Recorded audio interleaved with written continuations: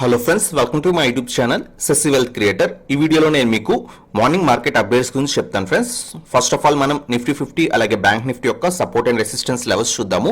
Next ఈ రోజు intraday కోసం ఏ స్టాక్స్ అయితే సెలెక్ట్ చేసుకోవాలో ఆ స్టాక్స్ యొక్క లిస్ట్ అనేది చూద్దాం friends. So let's start our video.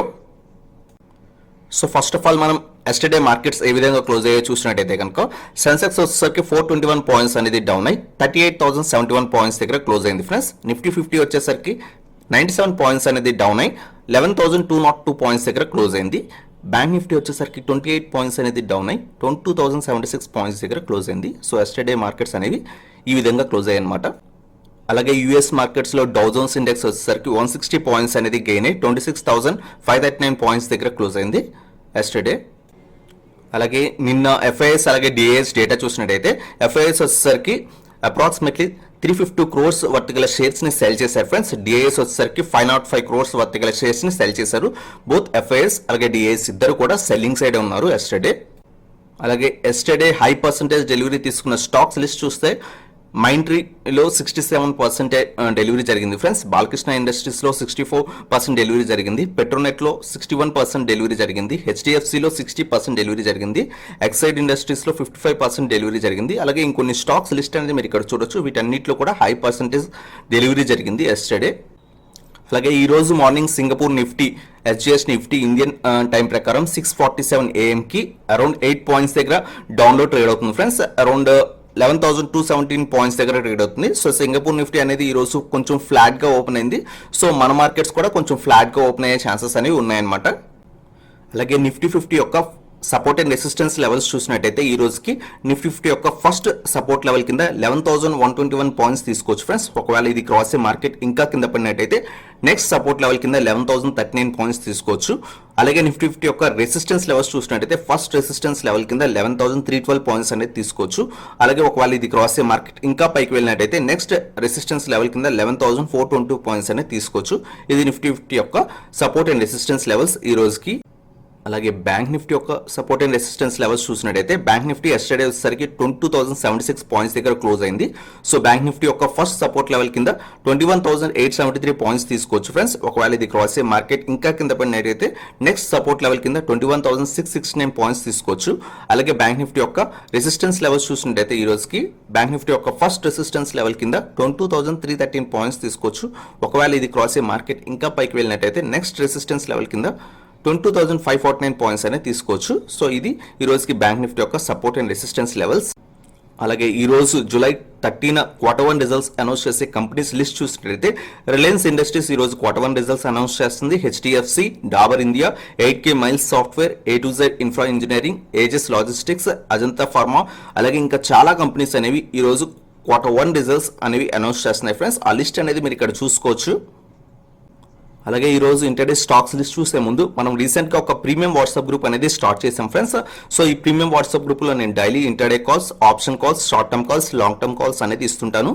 So మీకు కనుక ఇంట్రెస్ట్ ఉంది ఈ ప్రీమియం వాట్సాప్ గ్రూప్ లో జాయిన్ అవుదాం అనుకుంటే కనుక కింద డిస్క్రిప్షన్ లో డిమాట్ అకౌంట్ రిఫరల్ లింక్స్ నావి ఉన్నాయి ఫ్రెండ్స్. ఎలిస్ బ్లూ వాళ్ళవి, జీరోదా వాళ్ళవి, ఏంజల్ బ్రోకింగ్ వాళ్ళవి, అలాగే అప్ స్టాక్స్ వాళ్ళవి. సో ఏదైనా ఒక డిమాట్ అకౌంట్ లింక్ నుంచి డిమాట్ అకౌంట్ ఓపెన్ చేసి నన్ను టెలిగ్రామ్ గ్రూప్లో కనుక కాంటాక్ట్ అయినట్టయితే మీకు ఫస్ట్ 3 months అనేది ఫ్రీగా ప్రీమియం వాట్సాప్ గ్రూప్లో జాయిన్ అనేది చేస్తాను ఫ్రెండ్స్. సో కింద డిస్క్రిప్షన్లో డిమాట్ అకౌంట్ లింక్స్ ఉన్నాయి. దాని ద్వారా అకౌంట్ అనేది ఓపెన్ చేసి నన్ను కాంటాక్ట్ అవ్వండి. సో ఫ్రెండ్స్ ఈ రోజు మనం ఇంటర్డే స్టాక్స్ లిస్ట్ చూసినట్టయితే ఫస్ట్ స్టాక్ వచ్చేసరికి భారతీ ఎయిర్టెల్ ఫ్రెండ్స్. వీళ్ళు Q1 రిజల్ట్స్ అనౌన్స్ చేశారు. వీళ్ళు Q1 రిజల్ట్స్ లో అప్రాక్సిమేట్లీ 15,933 క్రోర్స్ లాస్ చూపించారు అనమాట ప్రొవిజన్స్ వల్ల. అలాగే రెవెన్యూ చూసినట్టయితే రెవెన్యూ వచ్చేసరికి 1% అనేది ప్రీవియస్ క్వార్టర్తో పోల్చుకుంటే 1% అనేది నియర్ గా ఇంక్రీజ్ అయింది. సో ఓవరాల్ గా భారతీ ఎయిర్టెల్ రిజల్ట్స్ అనేవి కొంచెం నెగిటివ్ గా ఉన్నాయి ఫ్రెండ్స్. అలాగే ఇంకో స్టాక్ చూసినట్టయితే Sagar cements friends. Sagar cements వాళ్ళు Q1 రిజల్ట్స్ ఎస్టర్డే అనౌన్స్ చేశారు. సో Q1 రిజల్ట్స్ లో ప్రాఫిట్ వచ్చేసరికి 36 క్రోర్స్ చూపించారు ఫ్రెండ్స్.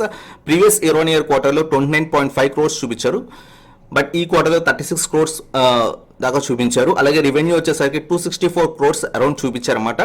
ప్రీవియస్ ఇయర్ లో 344 క్రోర్స్ చూపించారు. సో ఓవరాల్ గా వీళ్ళ యొక్క ప్రాఫిట్ అనేది ఇంక్రీజ్ అయింది, బట్ రెవెన్యూ అనేది తగ్గింది. సో ఓవరాల్ గా వీళ్ళది కూడా మోడరేట్ గా ఉన్నాయన్నమాట రిజల్ట్స్. అలాగే థర్డ్ స్టాక్ చూసినట్టయితే కనుక సిఎట్ ఫ్రెండ్స్. సిఎట్ లో Q1 రిజల్ట్స్ అనౌన్స్ చేశారు ఎస్టర్డే. వీళ్ళు లాస్ వచ్చేసరికి 34.8 crores చూపించారు. ప్రీవియస్ ఇయర్ ఆన్ ఇయర్ లో 82.6 crores ప్రాఫిట్ చూపించినట్టయితే ఈ ఇయర్ ఆన్ ఇయర్ క్వార్టర్లో 1లో 34.8 crores చూపించారు. అలాగే రెవెన్యూ చూసినట్టయితే కనుక 1120 crores చూపించారు friends. Previous year on year లో 1752 crores చూపించారు. సో వీళ్ళు ఈ క్వార్టర్లో లాస్ అనేది చూపించారు. అలాగే రెవెన్యూ కూడా చాలా తగ్గిందనమాట. సో సిఎట్ ని మనం షార్ట్ సెల్లింగ్ సైడ్ అనేది తీసుకోవచ్చు. మార్కెట్ కనుక నెగిటివ్ గా ఉన్నట్టయితే, అంటే గ్యాప్ డౌన్ లో ఓపెన్ అయ్యి ఇంకా కింద పడుతున్నట్టయితే. అలాగే ఇంకో స్టాక్ చూసినట్టయితే కనుక టీవీఎస్ మోటార్ ఫ్రెండ్స్. వీళ్ళు Q1 రిజల్ట్స్ ఎస్టర్డే అనౌన్స్ చేశారు. వీళ్ళు లాస్ వచ్చేసరికి 139.1 crores చూపించారు. ప్రీవియస్ ఇయర్ ఆన్ ఇయర్ లో 142.3 crores ప్రాఫిట్ చూపిస్తే ఈ క్వార్టర్లో 139 crores లాస్ అనేది చూపించారన్నమాట. అలాగే రెవెన్యూ వచ్చేసరికి 1431 crores చూపించారు. ప్రీవియస్ ఇయర్ ఆన్ ఇయర్ లో 4468 crores చూపించారు. సో ఓవరాల్ గా వీళ్ళ యొక్క Q1 రిజల్ట్స్ అనేవి నెగిటివ్ గా ఉన్నాయి. సో ఈ స్టాక్ కూడా మనం షార్ట్ సెల్లింగ్ సైడ్ అనేది తీసుకోవచ్చు అనమాట. అలాగే ఇంకో స్టాక్ చూసినట్టయితే జిఎంఎం ఫార్డ్వేర్ ఫ్రెండ్స్.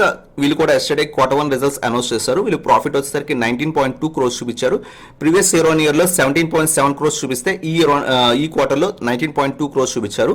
సో ప్రాఫిట్ అనేది బాగా ఇంక్రీజ్ అయింది, 2 crores దాకా ఇంక్రీజ్ అయింది. అలాగే రెవెన్యూ వచ్చేసరికి 154.4 crores చూపించారు. ప్రీవియస్ ఇయర్ ఆన్ ఇయర్ లో 150.3 crores చూపించారు. సో ఓవరాల్ గా జిఎంఎం ఫార్డ్వేర్ ఒక Q1 రిజల్ట్స్ అనేవి బాగున్నాయి అనమాట ప్రీవియస్ ఇయర్ ఆన్ ఇయర్ క్వార్టర్తో పోల్చుకుంటే.